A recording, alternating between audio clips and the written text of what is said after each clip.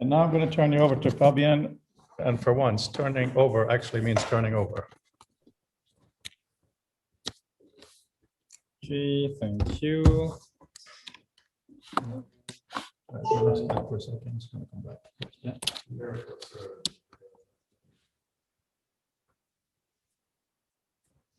Online. Yeah, okay. And I will.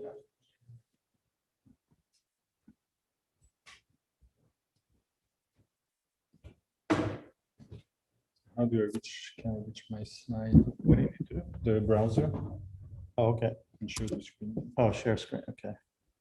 You want Chrome or does it not matter? Let's say Chrome, just in case.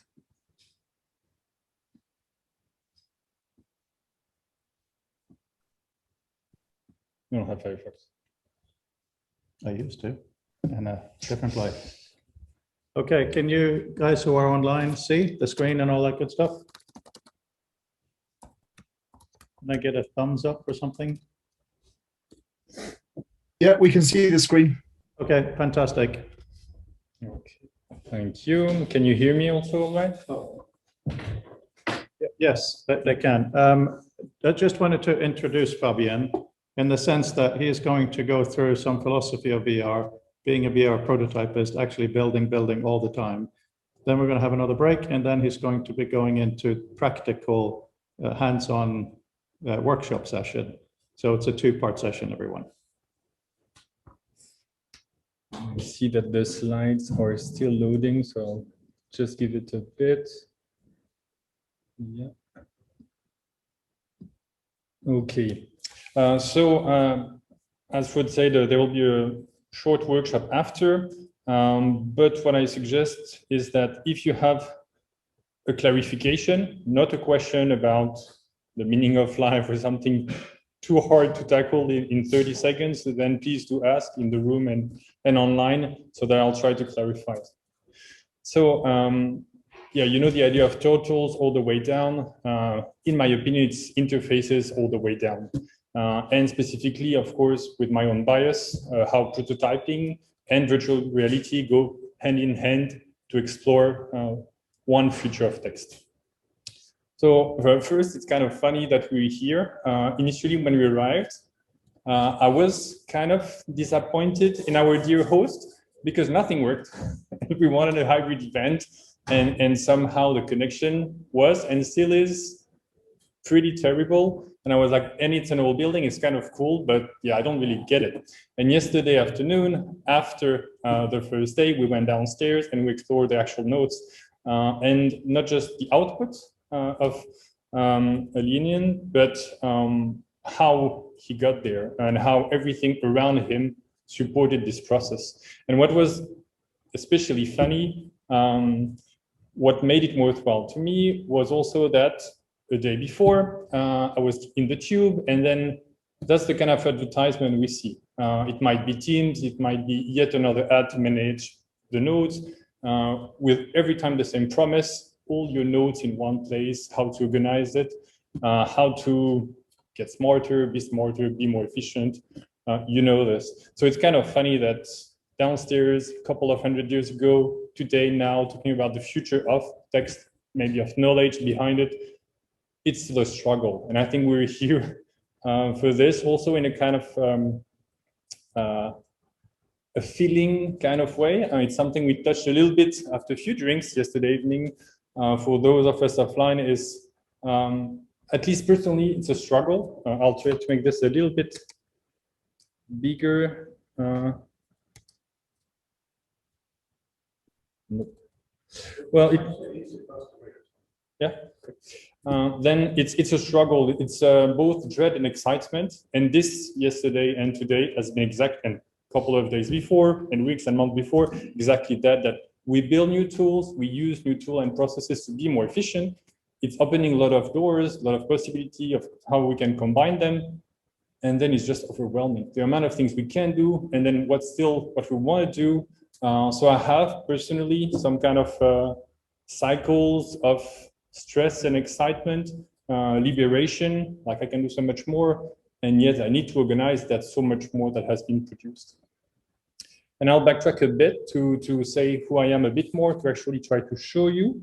Well, you can see me there a bit, but how, or let's say what my legitimacy for being here is, I have this little wiki, little in the sense that, yeah, it's humble, it's just my random notes and ramblings about any topic.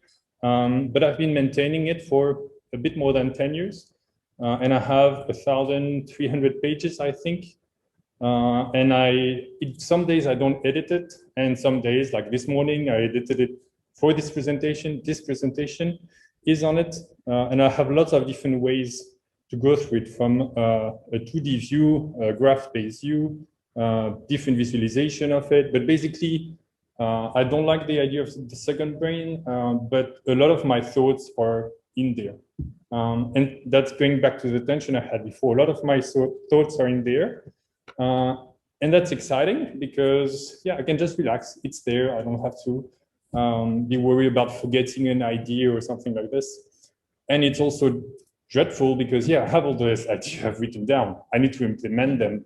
And that's, yeah, just daunting. And I bet a lot of us are in that situation. So we find tools, we build tools from school and later on from a crowbar to a hammer. But I think those are more than tools. And I'll just, let's say, play a little guessing game. So with the title, you might have a big hint at it. But all those are from the weirdest one on how, for example, I prepare this kind of presentation on my wiki, but through a console and not a laptop, to the ones that we're more excited and scared about, or just interfaces. And text itself is an interface. It's an interface also to tools, to make those tools, to challenge them, improve them, and also to each other. And so that's also the point there, that I find that we get very excited by VR. I get very excited by VR, but it's just an interface. I think it's just the most exciting interface right now because that thing costs a couple of $100.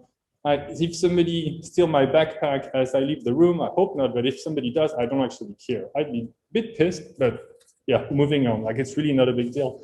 And actually brought it. I'm based in Brussels, took the train, fits in my backpack, like it's so compact.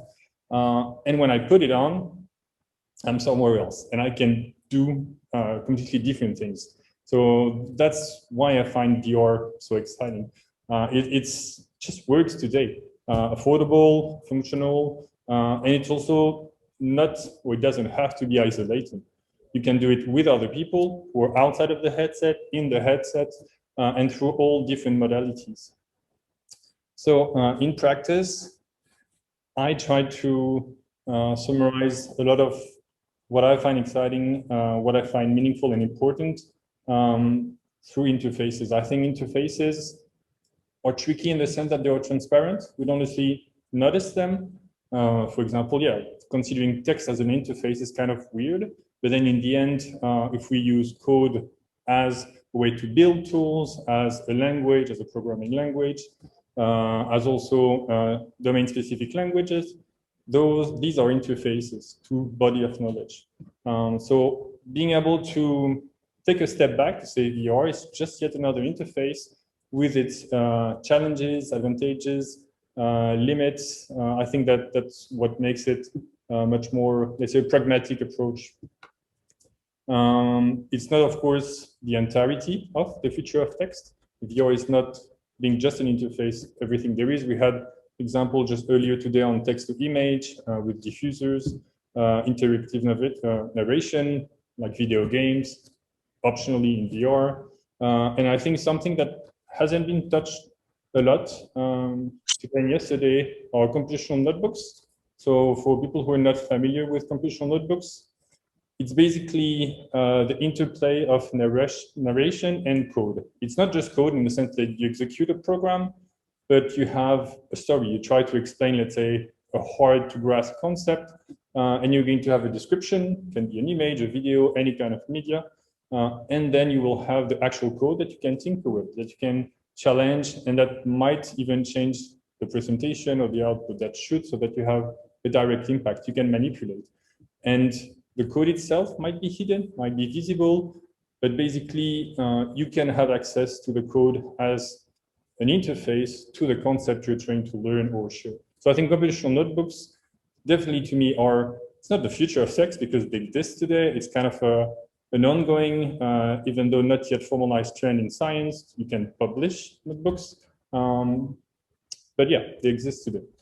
So VR is another interface to all this. So there are a couple examples also that I'll share, but you can imagine the presentation we had just before on text to image for VR. Like you're in the headset, you either speak or type or grab a virtual keyboard and then let an AI generate images. And just recently I was discussing about this during the coffee break. 3D model generation, texture on a high resolution mesh that you're in VR, you are like me unable to draw a potato, and then you will just type it to describe it. You will have a couple of seconds or minutes later, a much nicer potato or car, whatever you want to have there. So yeah, I think that what I want to highlight there is VR is just another interface, even though, in my opinion, the most exciting one, because that's one where we have maybe not complete agency, but the most agency and the best, let's say, impact today. But it's an interface we need to consider as such to notice with what it cannot do. And then we start to see interfaces again all the way down. This talk itself, of course, is an interface to interfaces, an interface to API, to Meta API, let's say like Swagger.js, which is a way to go through different API. Everybody in AI at the moment use Hugging Face, French startup or not company actually, providing easy access to models. So in the end, it's an interface to interfaces. So we start to see how we start to integrate all those different interfaces together, sorry, for our own purpose. So why prototyping matters? First, because I think doing all this, especially when it's new, is hard. But prototyping, I think, it's the most interesting process. Basically, it's just makes me smile. So to pitch in another context on writing specifically, so it was I'll read the quote, but Feynman reacted with unexpected sharpness. I actually did the work on the paper, he said. Well, when I said the work was done in your head, but the record is still here. No, it's not a record, not really, it's working. You have to work on paper, and this is the paper, okay? So that was a discussion we put it on by Glick in 1993. And that's the point of prototyping. Like the actual result is not that interesting, but the process of building, where you learn, when you struggle, where it doesn't work, when you get basically more agency through the interface, that's the worthwhile process. It's a very frustrating process. If I go back, let's say, to the dread and hope and excitement, it's all the time like that on a daily basis. You succeed, you have access to more things, but the struggle to get there, usually also because it's new, it's painful, but I think it's hard fun. The process itself, again, makes you think that maybe actually, VR is not just that, not that important, it's just an interface, but what we get through VR, through using it, that's what's exciting to me. So in practice, if you want, you can scan the little QR code. That's going to give you the little page below. Not a very complex page, I agree. And you can type something like this. Hi from the Liebman Society for the Future of Text. And you can send it. So where does it actually send it? It's going to send it there to this 3D world, which I've been warned before, not to show everything at once. It's a little bit scary, but yeah, I don't always listen. So here is the whole thing, and you could see, you should see. By the way, if you go back, Fabien, Yeah.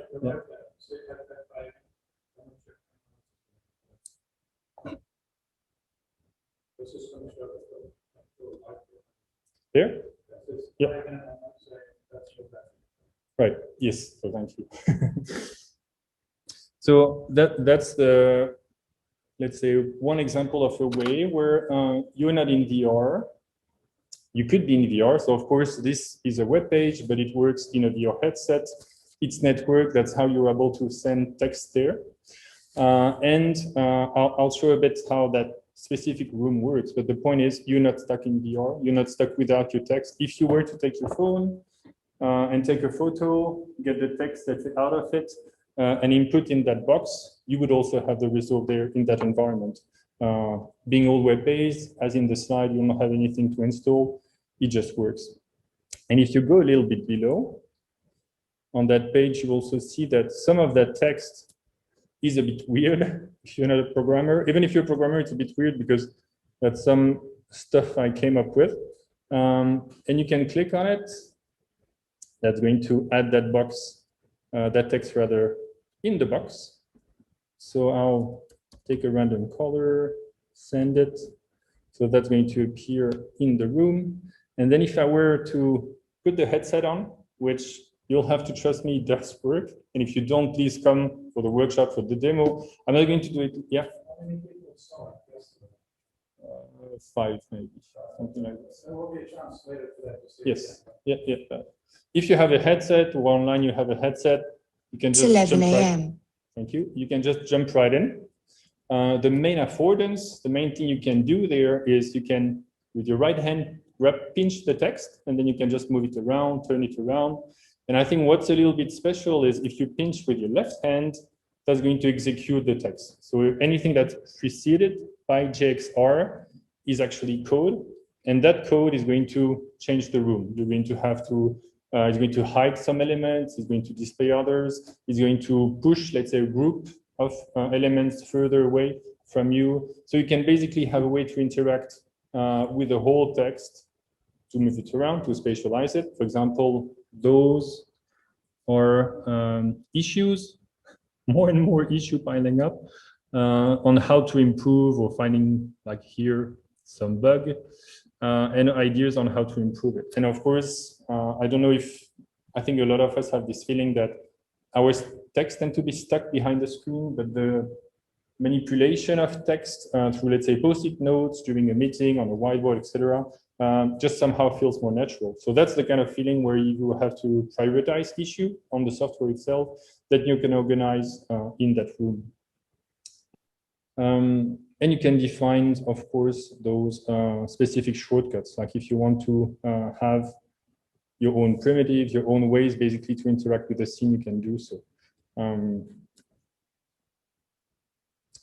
There are quite a few more things, but I won't go through all of them. I'll go through just a couple. First, visible links. As you can see, if you have some kind of dependency or provenance between one either command or piece of text, they will be linked together. And a flexible in-VR keyboard where you just take the letters, organize them the way you feel comfortable to have your layout. One thing also, I will show just one example. We discussed yesterday about Bob Mural, and one way to work or tinker or play with a Bob Mural is to have it. So from the URL, you can just reference any image that's going to become your background. So instead of having code or text, you're just going to be able to bring it and then get it on that specific mural. Could be your poster, could be white to have a whiteboard, and then you have the methodology or part of the methodology on the side.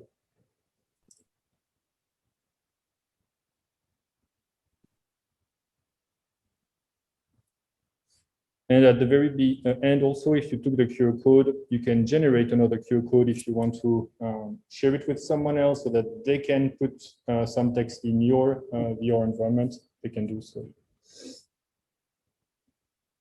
So yeah, finally, I think my call to action or the way I want to invite you to rethink of interfaces in the context of text and code in VR. It's true that little photo I took a couple of days ago is in a discussion I had yesterday evening also. I don't think you should think about why should we add a dimension to our desktop, our computer desktop, but why did we lose a dimension a couple of decades ago? Like we had a perfectly working workspace. I personally, just like in the kitchen, like to organize my workspace based on the task I have to do, let's say sequentially, for example. And somehow we had to project everything we have, everything we care for, through those like 3 millimeter thin displays. And don't think about adding a dimension to it. Think about why did we lose one dimension? And if you're proud of your office or your desk, then start to reconsider how your virtual space could provide the same facility affordances and how you can basically design your interface for your workflow.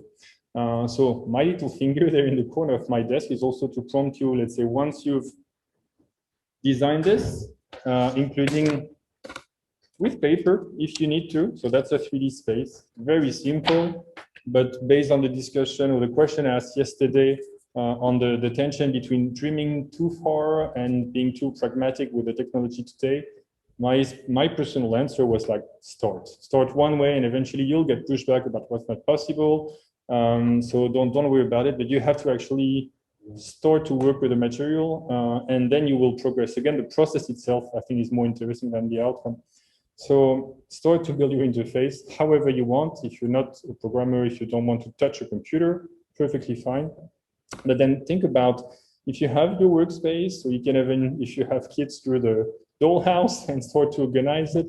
It has to be cheap is my point. It has to be, you can start today. You should start today.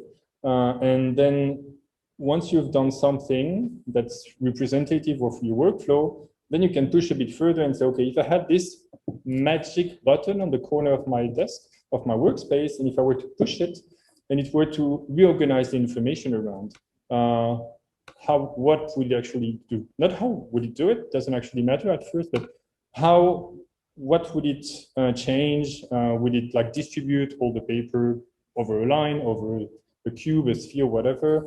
Would it do so based on how frequently you interacted, et cetera, et cetera? And initially, I recommend not to do this with, again, without caring about how. Let's say, are you missing some data? This, again, will come as a next step. But this magical button on your virtual yet existing, not just as text, but taking some shape for it, I think that could bring some interesting result. So yeah, it's not an answer.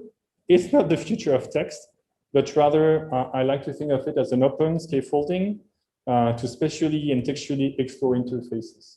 Nothing more than this. And when I say open, it means it's there. The code is there. Whatever you don't like, you can change it. Whatever you think you have an idea on how to improve it, we can chat, but you can add issues.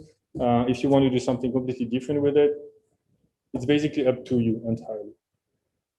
And I'll put a little video because I didn't show it from the headset, but I have a quick video of what it. I really hate showing videos about VR, and especially to people who haven't.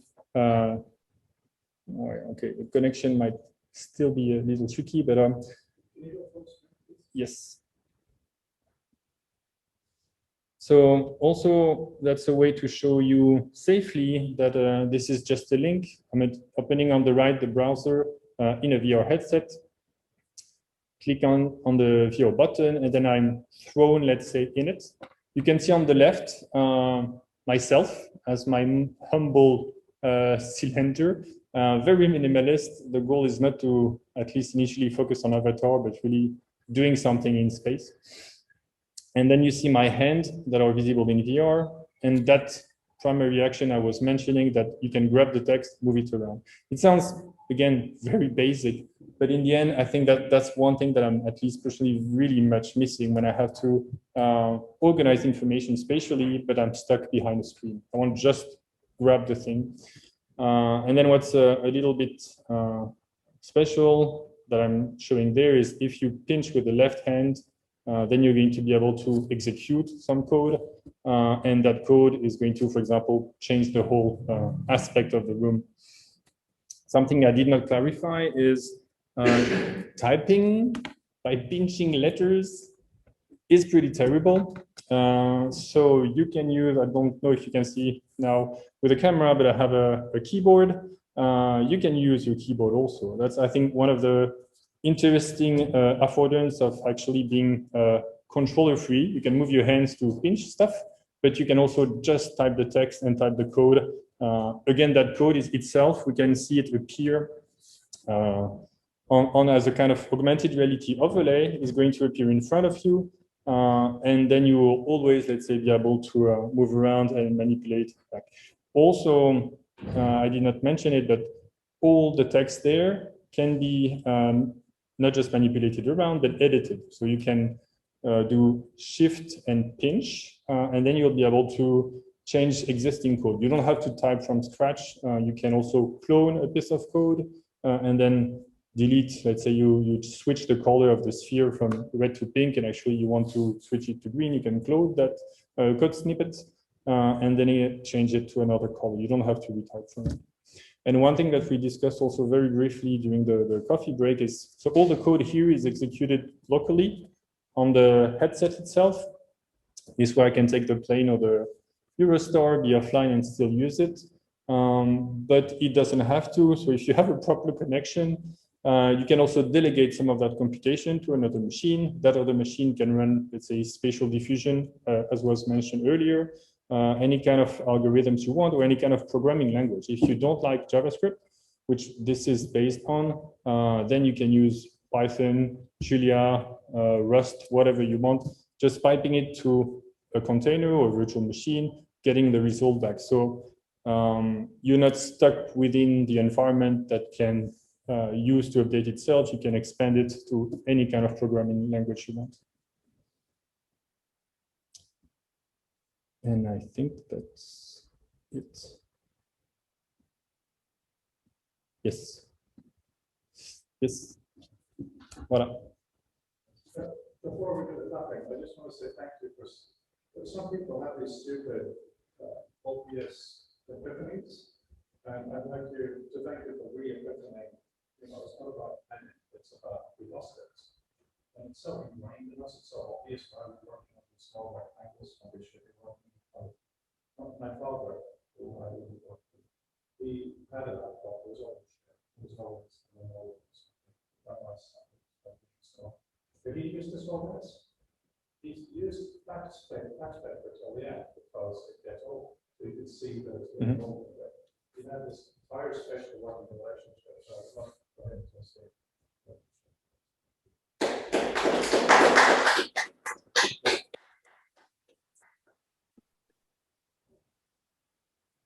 Yep. So let me try stop sharing.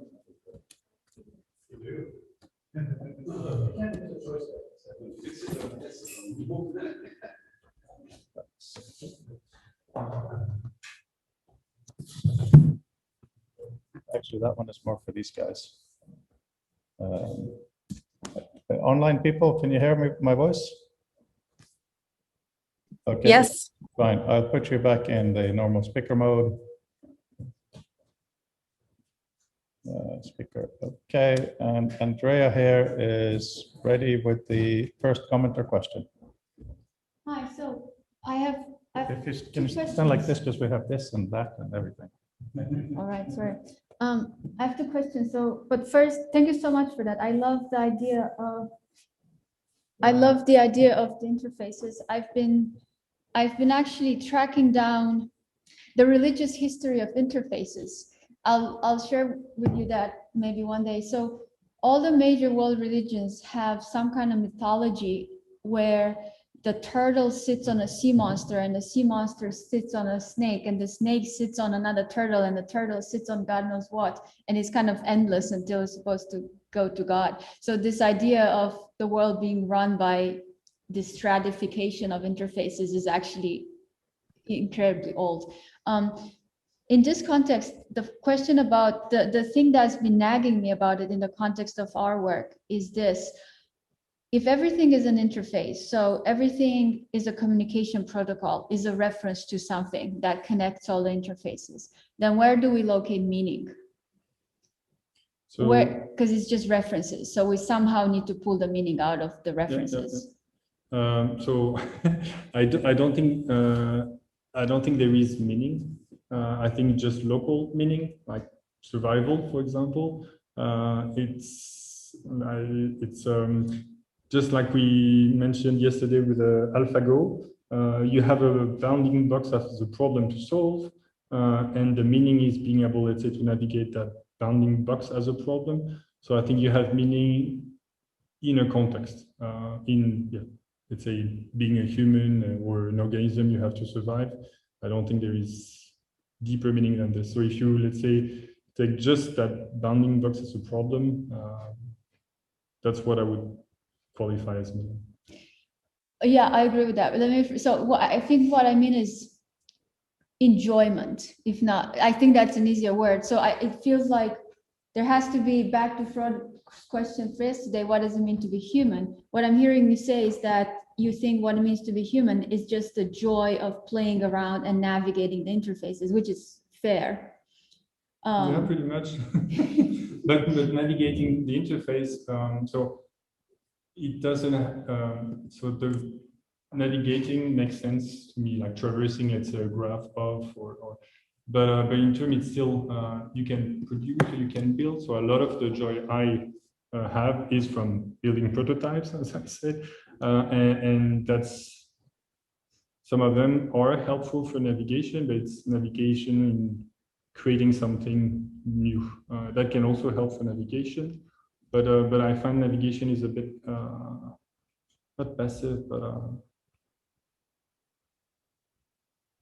it doesn't seem like it produces something, which I find a bit limiting. But okay, so where do you locate meaning is in the joy you get, or in general, people get from either navigating interfaces or contributing to expanding or producing interfaces. Yeah.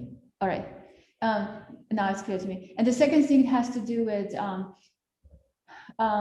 the desk, right? And what you also said earlier about your dad. So I have like computer screens on my desk, and I have copious amounts of handwritten notes and drawings like everywhere. So it's very like vertical screen of stuff. Yeah. And I have like a double desk that's just kind of endless with handwritten notes, and they're also like all around the room. But I do hit cognitive boundaries with those. So I usually have about like 10 to 12 that I'm scanning simultaneously on my desk. But if I had layers of space that would give me the ability to have even more and more and more within my visual range, I wouldn't be able to cope with it.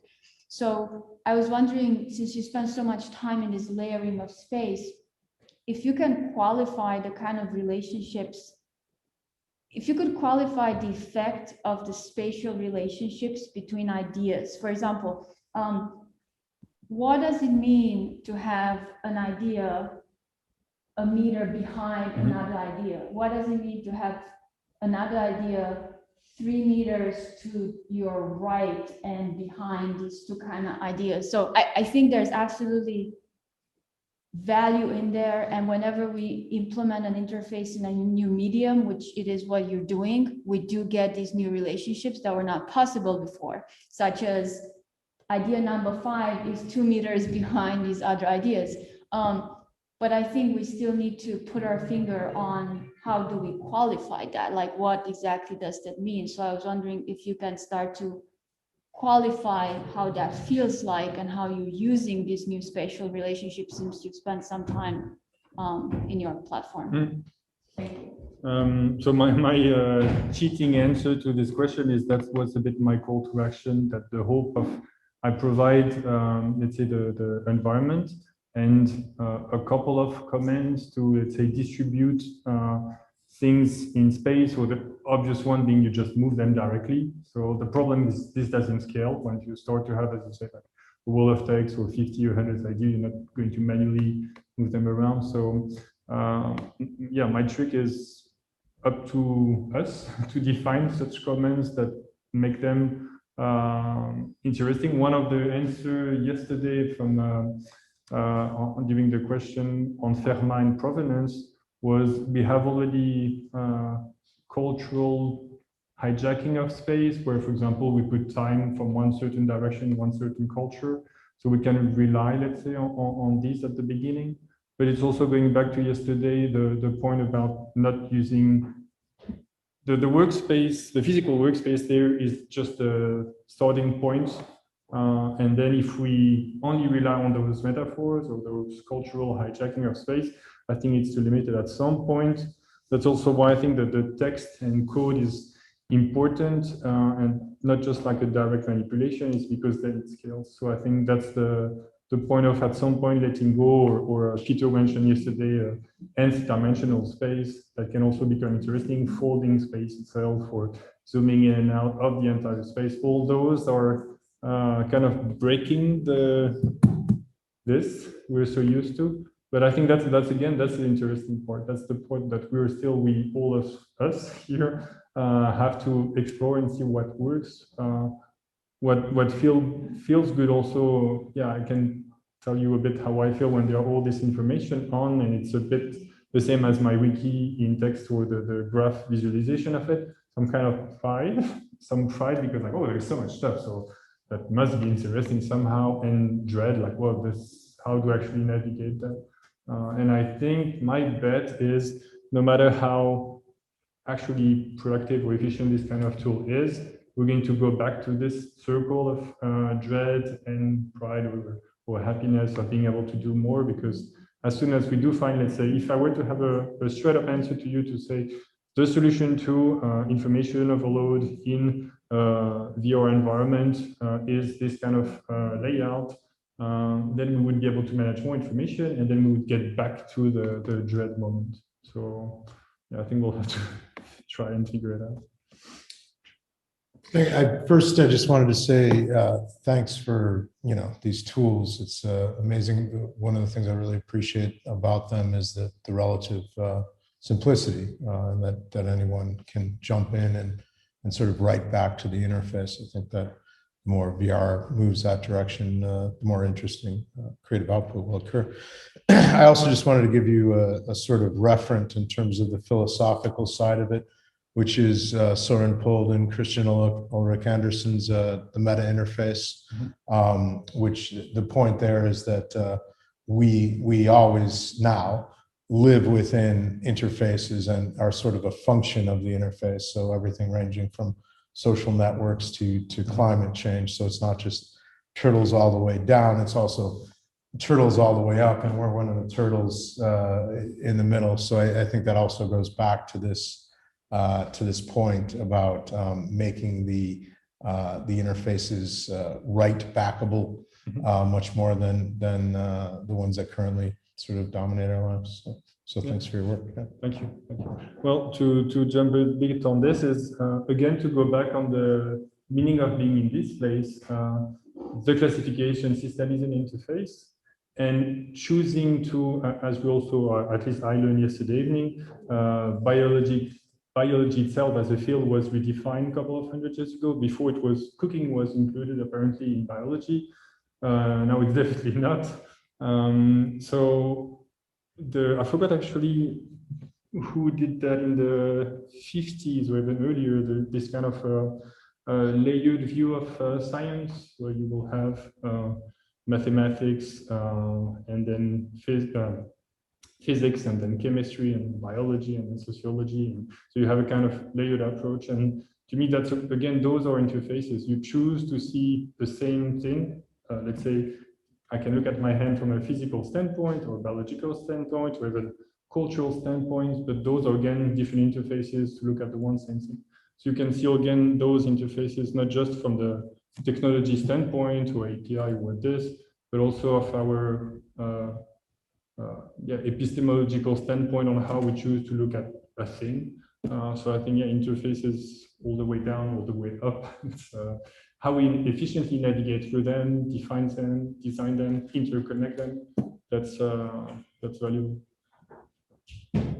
I see with Mark, I just Yeah. want to say one little thing.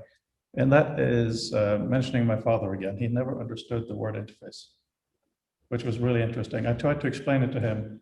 A knife, when you cut with a knife, the interface to you is the handle, the interface to what's being cut is the blade. And he just felt, no, you just cut, which I think was a strong point. So I had to spend literally years thinking about that word. And my definition came to be simply where something changes. That's my definition of interface, because data can move, but to be used somewhere else, that's an interface. You can have an interface we don't even notice. So I just wanted to put that little perspective on interface in there. Sorry, Mark. Sorry, well, I was just going to say, to try and answer or to take something on from Andrea's point. I mean, I was one of the people who smiled when you suggested recreating your desk, because I probably have a desk like hers, but not as tidy. But I'm reminded that many of the notes are actually, essentially, they're interfaces, they're proxies, they're mental proxies often. To the extent that if someone tidies up my desk, that is completely destroyed. So there is already using a sort of spatial meaning there. And this thing about content overload is one of the things sort of we've been discussing over weeks in our meetups is, well, the fact that everything could be in your virtual environment doesn't have to necessarily be visible.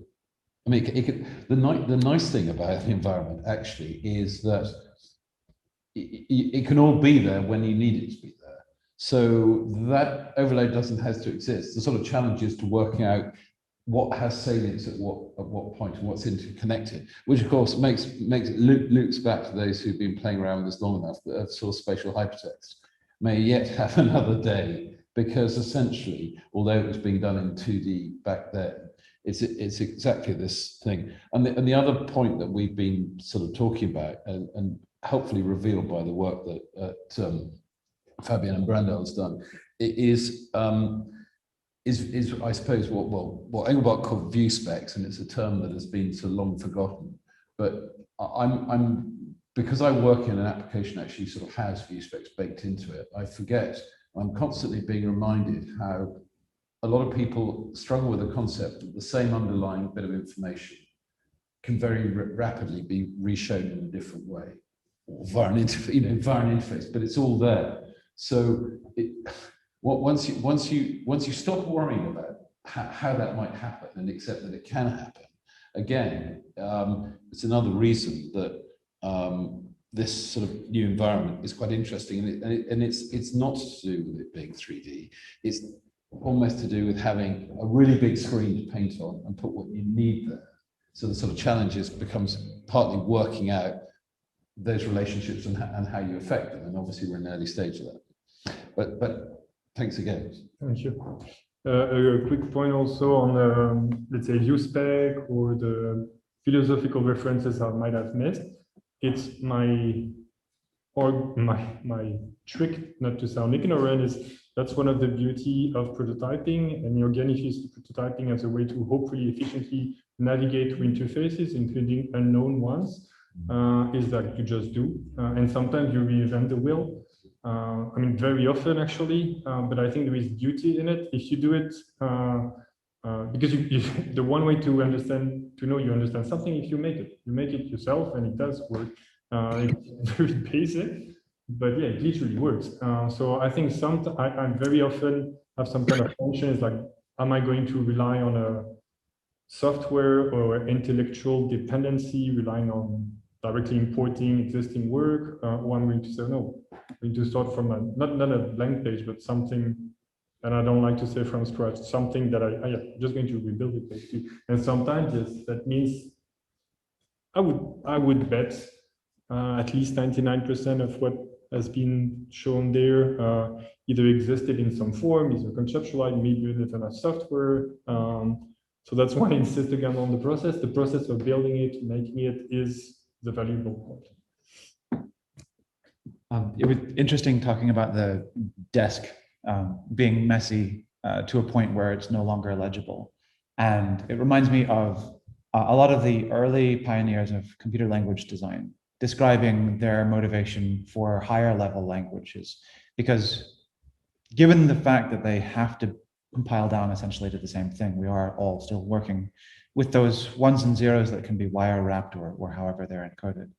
But the benefit of having these higher level languages that require less mental gymnastics in order to fit the problem into it is that it increased the marginal complexity that could be approached with those tools, so that the more you don't have to think about the way that it wants to be, the more you can build it in the way that you want it to be. And so to that end, having additional mappings that are more for our benefit than for systems, be it sort of paper like Linnaeus we saw yesterday, or digital like the ones that we unfortunately need to subject ourselves to in the present moment. It's just a guarantee that we'll be able to get a lot more computation, cognition, the capacity for processing and being able to context set. And so I really liked that reminder of those spaces, that they can be in support of various sort of constraints. I mean, obviously, a kitchen is something that you have to have arranged for the benefit of the ingredients as well as for you. Computers, you don't need to refrigerate any of your notes. And so I just reminds me of how excited I am for once we can get to the point where these structures, these spaces can be entirely for us rather than for this, just what's going to be able to come out of it. One point also on let's say ongoing defining, let's say, primitives in a higher level language. Going back also on totals all the way down and all the way up. I think one of my advice to build a quality interface or to navigate through what I define as quality or perceive as quality interfaces is also the ability to go, let's say, up or down a layer. So if you define, let's say, a new language or new primitive in an existing language, do you have like an escape valve? Are you able to actually go back or go through either a level of interface up or down or communicate to another interface? Otherwise, you're basically building a black box for others and a tiny box. So if you can have interfaces that are easily connectable to up and down, that can be efficiently manipulating others or communicating. So a lot of what actually it feels like in every sentence I say interoperability. It's like just having Lego blocks, and you have like 2 blocks and it's a bit boring, but then you have much more. You can I really love this. It's an art piece from the 2010, I forgot exactly, but on the Lego blocks 3D printed to a Duplo block or another block. So basically there are connectors from one locked system to another, and you have 30 or 50 of such blocks from I think it's the FAT group who did that. And yeah, this idea of interface through different systems is what is exciting, what I consider again quality interface. If you define higher level language, primitives, whatever, help others to navigate through. I think that's powerful. We have a comment from Jonathan. I just want to say we're now in coffee break for another 10 minutes, just so you know. So if anybody does need bathroom or coffee, this is an official time. You won't be offended. And then we start with at 48 minutes past the hour with your hands-on session. Yeah. Okay. Jonathan. Okay. Yeah, Fabien, fantastic. I fully agree with your point that the desktop was always like a 3D system. I mean, I've always thought of it as a form of virtual reality. There is a Z axis, and they just didn't take it very far. There is some 3D, but not very much. So I was just mapping the VR world you showed us back into how it might look in 2D. So just a kind of scenario. Suppose you had one of Bob Horn's murals in InDesign or an app like that, and you were editing it. And now just to make it really simple observation, you've got menus and tools and so on, which are analogous to the tools you can create. Now, obviously, those are in a fixed position on your screen, and you can move the mural around. So obviously, you're moving around the crude virtual reality on your desktop, and obviously the menus and tools don't move. And that's a decision that was made by most, by the operating systems and by most apps, not all, so that they stay fixed. And obviously the menus at the top are completely fixed, And then you tend to have tools which are attached to your windows, your viewports, Yeah. and as you move around the thing. Now, this is a really simple and obvious point, but there's obviously a dilemma. So in the world you showed us, those things are in space relative to the mural, and you move around. If I want to do something, if I need a tool, I have to go over there and get it, and then apply it clearly. And it seems to me there's a, well, I don't know. This is my question, but if I'll just complete the thought, and then you can tell me the answer. It seems to me there's a dilemma. There are some things you need a lot. Maybe you want to carry around with you, like paintbrush or something like that. And so there's a question: how does that look?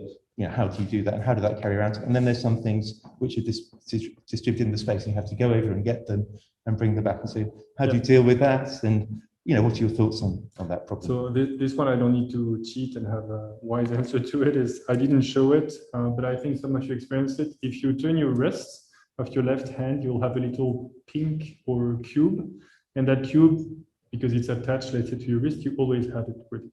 And if you tap on it, it's going to change the world to wireframe. So this one, let's say, would be your favorite items. I haven't, so that part works. I really love tapping on my wrist because you can just do this. You don't have to look, you always know where your wrist is. You don't have to look or think, it's instantaneous. So I think for quick action, that works really well. What I haven't done though, and where it's part of the issue is what you will be able to do is, let's imagine you did this. This function is indeed precious to you because you use it often. What you would do is you take it and put it on the wrist. And then instead of changing to wireframe, that would be that action. And then you would switch, let's say, to whatever action is the most. That's a beautiful compliment. Since we're in coffee break, I have to ask a practical question. Who here is going to lunch? Everybody pays for themselves today, by the way. Everybody? Oh, you're nodding. Everyone, stop this. Everyone, just opposite the same place as yesterday lunch. I think I'll skip that. Okay, because dinner tonight is dinner. Okay. So everybody except Scott was busy working. Fantastic. Thank you.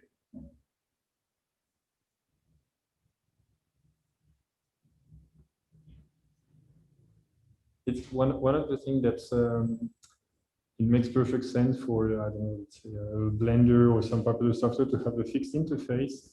Is because of course if every time I show this, the interface is different because people move it around, and the learning curve is just ridiculous. So to have a fixed interface means if you need to teach the software to somebody, that just works.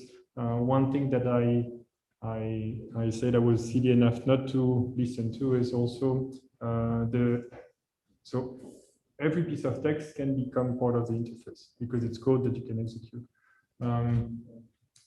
And some of it is about simply toggling visibility. So you hide a lot of other part of the interface. And what was suggested, and I implemented but didn't show, is you can toggle entire groups of text.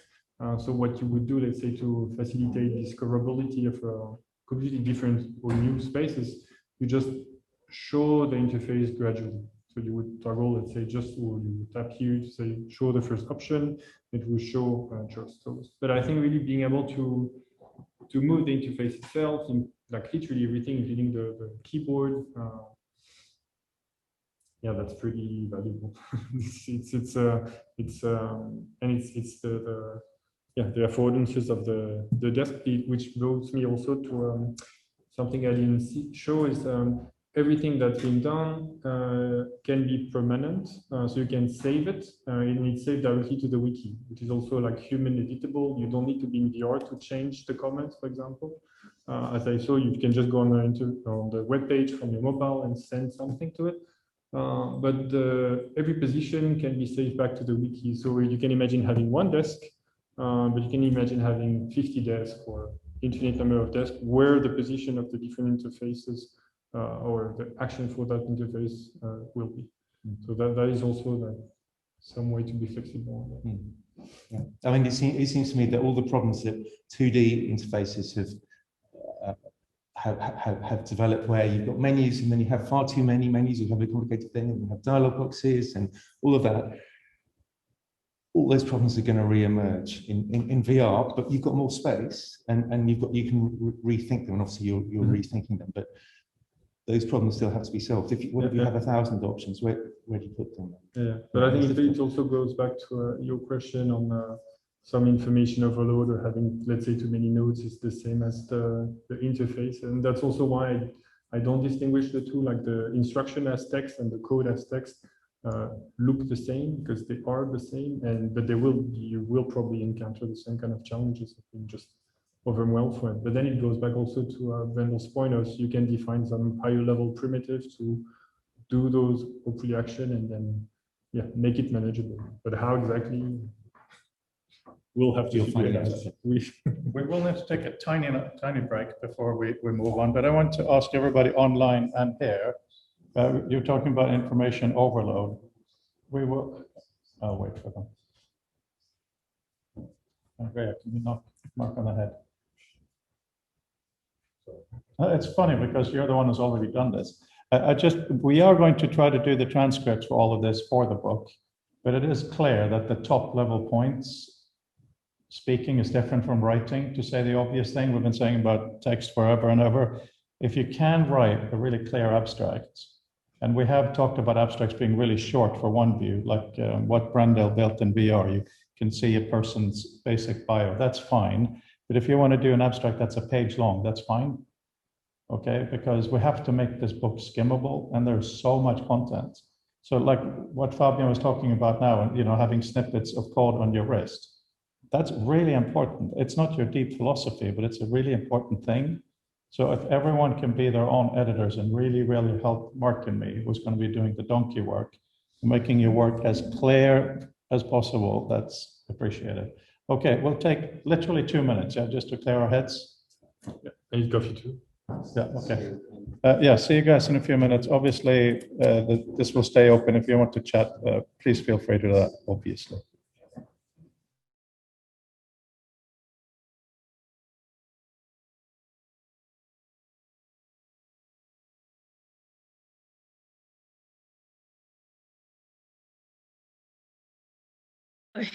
I'm on information overload as well.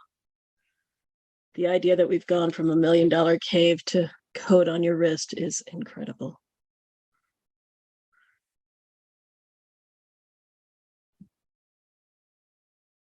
Carl, thank you for hanging in there. Yeah. The links that you sent me for XR access, thank you so much. Yeah, I mean, I discovered Doug Engelbart's work about 30 years ago, and it was when we were just moving from DOS to Windows and off-screen models and all this stuff. And when I discovered Doug's work, it was like, it's like we have this. Designers have a implicit assumption that everybody has full capabilities and things. So that's what kind of got me started down this path. And how, it was like, how could Doug's vision be both so broad and decades ahead of everyone else? So that was kind of my original research question. 30 years later, I'm still trying to figure out what my PhD topic is. Yeah. Yeah, Jack. Do you know Jack Park? I don't know Jack Park. Yeah, he was at SRI with Doug, and he's topic quests. He can really topic maps and all this type of stuff. But he was like, you got to find your story, and you've got hundreds, if not thousands, of dissertation topics whenever I talk to you. So pick one and make it happen. That was kind of his scolding. Yeah. And pick one and make it happen. But at the same time, bring the rest of us along, and consider what's going on. Yeah.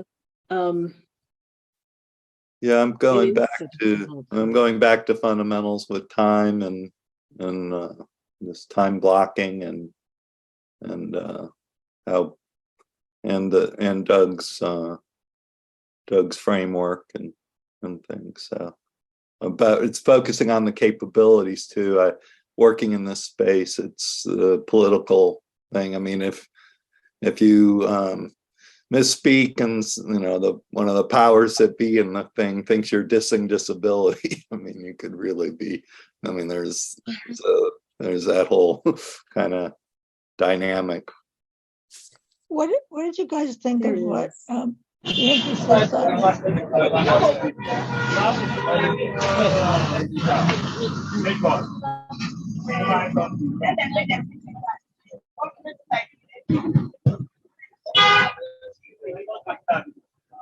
I don't know what that is.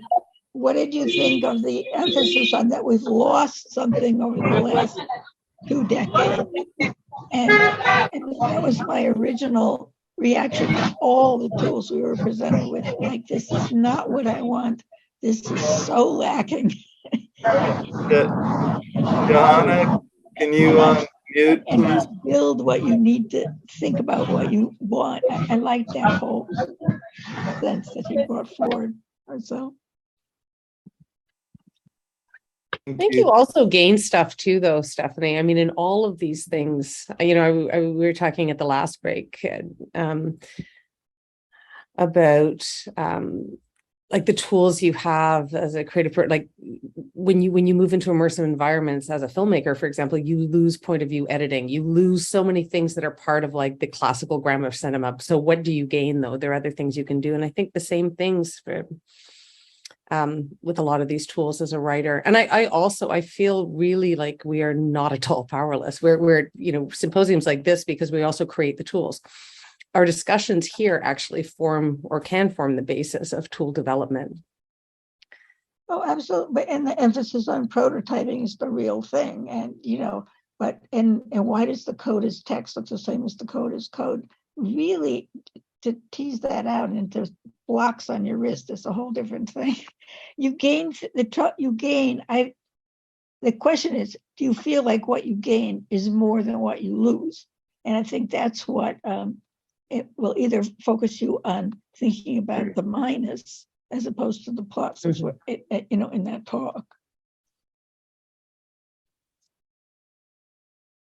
And I think it's an odd discussion because here we're looking at the new tools and we're looking at new ways of creating meaning, of writing, of examining this editing. It's kind of like, what do you lose in watercolor that you gain in oil, that you lose in sculpture, that you gain in video? It's so hard to talk about cross mediums like that. But I think also you hit on the head where it's like we're watching or we're talking about, I think, as we all know, when we engage with tools, it's the actual making that can give you the ideas. You actually, like, until you are inside of it, that's why I think also about what it means to inhabit text, or what's so cool about VR or XR. Like, if you're inside of it, if you are using the tools, then you have additional insight into what you're gaining. Because I think just watching them, if you're consuming them, I think often the content is at such a basic form when we start, that they can't see, they're not that compelling, but I think being inside of them. Yeah, I totally agree. And I agree that navigation is certainly a bit passive, and that's what we were offered for years, like navigate this new space, And I agree that making it and being inside of it is where the real action is occurring. And it's there that you can feel a disjunction between what you meant to do or wanted to do and what you can do. You're not just but limitation of your own skills, but the limitation of the tools that you were provided. So I just think the whole field is thought about what more you can do, what more you can do. So I just appreciated Fabien's bringing up, like, okay, what did you give up to do that? And you did. You made a Faustian or whatever trade at every point from my perspective. But sometimes you come back. So I'm really sorry that I rambled and went so long today. We've got to remember, I got up at 3, it was 4 a.m. So I did kind of lose it, but I was hoping to have made also a callback to the whole point of the earlier introduction about what my dream of future of text were. Cause I think actually the tools now have returned me to my original investments. And that I would have think been so. a more elegant tie-up had I been able to make that point. But I do feel really strongly that a lot of my original vision or my original, like what I really wanted to do when I saw those early tools, I now have access to those same rich ideas, but in better ways, I think. So maybe I not. agree. Well, I'm glad you didn't, I mean, and I know you didn't give up your original thought. I think maybe because we're doing this in the middle of the night, the dreams come back. You know? We should have our conferences in the middle of the night all the time. Unfortunately, not able to do that for everyone. And like, even like, I was thinking see and spar between, imagine if you had just that video, that interface that we were just shown, and then you reach out and get that infinitely generated text, and then reach out and get another one. So you're almost like on a boat of the texts that you could possibly get from see and spar between. Just so many ways that you could take that generative text. Yeah. And Yeah. put Being inside link node hypertext, this is what I was saying, like when I first No. Keep going for another few seconds. I'm just saying, obviously we're running into Fabien's second session a lot, but I'm not sure how much relevance it'll have for you online. I hope it will, but please stay connected. And I repeat my earlier message, please, for the book, help with something really, really clear about your work. It would be amazing. Sorry. Yeah, and we will get something clear about that. But Fred, can you just explain what's about to happen in the room? No, I cannot, but Fabien will. Fabien will. Fabien will. Okay. Mark. So Fabien will now explain what. No, Mark on the head. Okay, Fabien will now explain what this session will be about. Right. So the session will be about actually trying it as much as one could. So if you have a headset, I suggest you actually go there. I think the link of the presentation has been shared. Can you share the link again in the chat, please? Yeah, I will try to do so. You have to excuse Fabien, he's not a Mac user. No. But if you, I can Is that here? answer, yeah. Is that the link? Yes. Well, no, actually, that's the code itself. So if you, yeah, that would be the link. Oops, sorry. So where's the link? You need to open that iframe. So go ahead. Right click on it, I guess. Oh, right. Sorry. No. Is this the live one? Otherwise, the last one, open this one will work. And then the live one. This, okay. Copy link. Okay, we're pasting the link into the famous chats. So if you can also, of course, go there on your computer. But VR is, of course, better if it's available. It should work on whatever you have, but of course, the actual experience, being able to move and execute things around is done with the actual hands. And I don't think most of us have hands through our desktop or laptop. That being said, you can still play with it without it. You can still navigate with the arrow keys or WASD keys.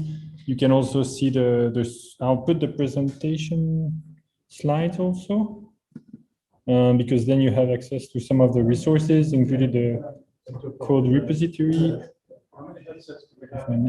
So I have a headset also. Okay. Can we sideload it in Quest through that link? You don't need to sideload anything. It's on the web. So if you open your browser on the Quest, then you can just open the link directly. Okay, thank you. The same link that we have on our VR experiences page. Right. Can she do it in Quest too? I was just asking what it came to do in Quest. Yeah. So it's it works on any of your headset, but if you have hands tracking and if you have a paired keyboard, then that's the ideal setup.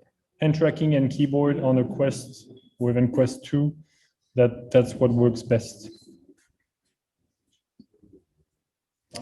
So I pasted a link to the slides also, because then you have access to the presentation, and the last slide before the annexes has the link to the code repository. So let's assume some of it will not work. Then you can create an issue and maybe somebody will fix it. Maybe you will. That would be the ideal scenario. Anyway, in terms of, so for people who can try it in headset, please do so. In the room, we're going to try to do a little chain of demonstration. So if you've tried it before, invite somebody who didn't try to try it. And for the people who are not in the headset, what I suggest is what I said during the presentation, which is if you have a piece of paper, make your own little 3D space. And then you can start. I know it sounds a bit childish, but that's a good thing. Like if you want to actually explore, I think it's good to be playful. So if you feel like, yeah, trust me on that one. Just fold your little piece of paper and imagine again your actual workspace. So how, not how I work, but really how you work, and then you can cut another piece of paper so that you have pinchable lines. You can imagine some code, some function, and then you can put them around your little paper world. Again, it feels a bit silly or innocent at first, but I think it really prompts a bit to think more spatially. So I'm going to cut the connection here until Lorenzo at 20 past the hour, because I have to use the connection for the VR headset, which is the way we're struggling today and yesterday. So I'll see you all 20 past. We'll come back on here. If you have any messages, please message some, maybe Bob, because he's often, he's not on. And so anyway, we'll see you soon.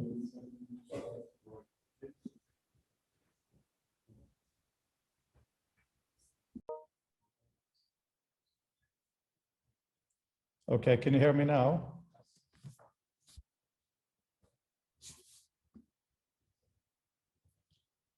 Hello. Oh. Emily, Eileen, can you go outside with a big shovel just to get people in? And both of you, please sit there to make it look like more people for this desk.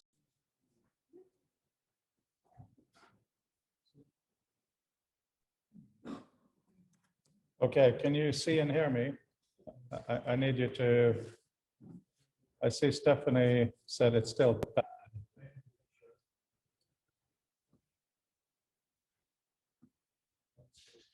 Okay, I'm not sure what to do.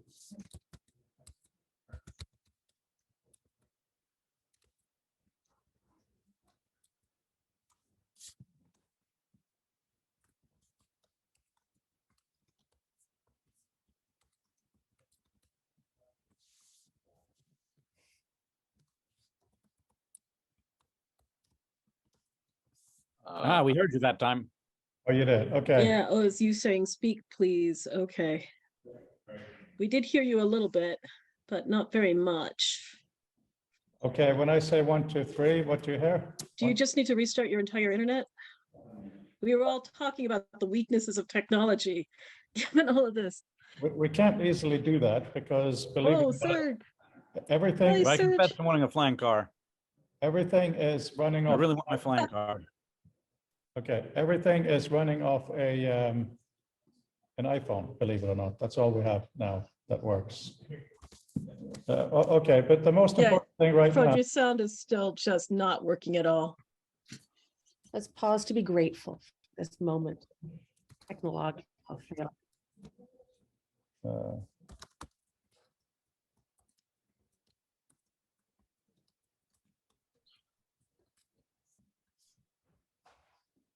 Okay. Okay, yeah, Jack.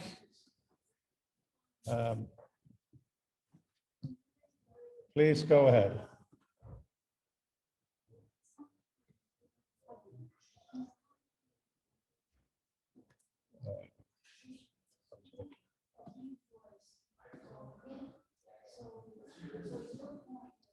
Can you not hear me at all?